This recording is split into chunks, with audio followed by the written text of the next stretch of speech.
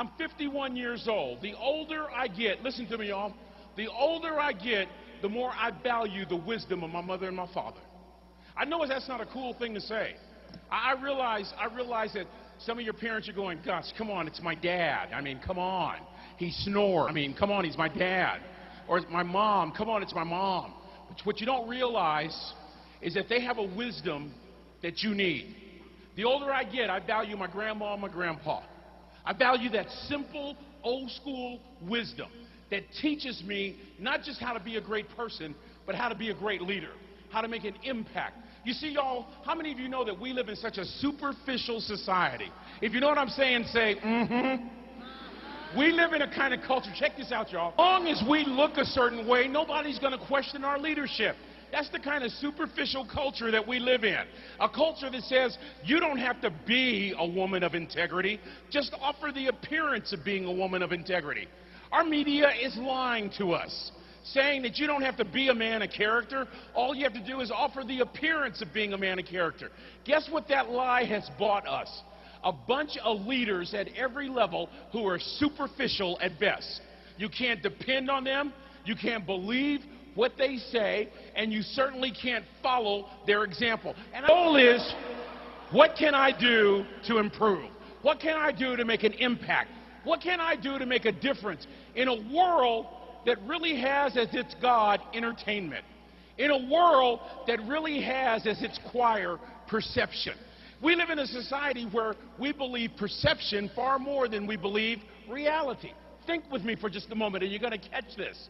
So when you live in a world like that, you can dress the outside of your cup up any way you want, and you can convince people that you're all that because they don't see all of you. The goal is not to dress anything up. The goal is to present your real, authentic self in such a way that you intrigue people. In such a way that people say, you know what, I want to follow her. I want to follow him. They've got their heads on straight. They might not be the most popular person on campus, but there's something about the way they live their life that impacts me. That's what I'm talking about, y'all. I'm talking about living in a world where you are marketably different than everybody else.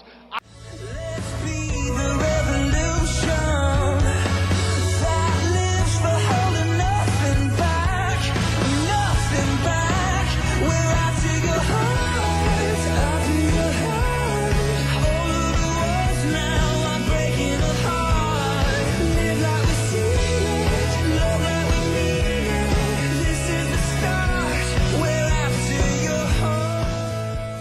One thing I'll never forget, though, the one thing I'll never forget about the whole pregnancy thing is that my wife decided to nurse our child.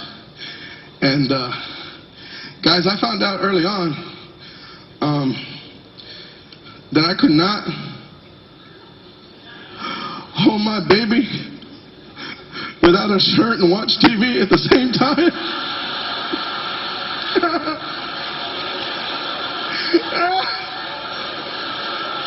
Because it hurt. Man, that was the worst pain I ever felt in my life. I was sitting there watching football. 30, 40. Ah! My baby hooked on like a pit bull, man, just laughed. It hurt so bad. I stood up. She was just hanging on.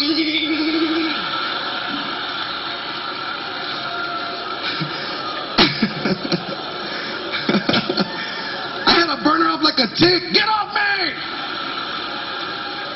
I don't know what was worse. Finding out I needed a bra, or that she was full. My stepson's over there. Hey, Cleto, got milk? Yeah!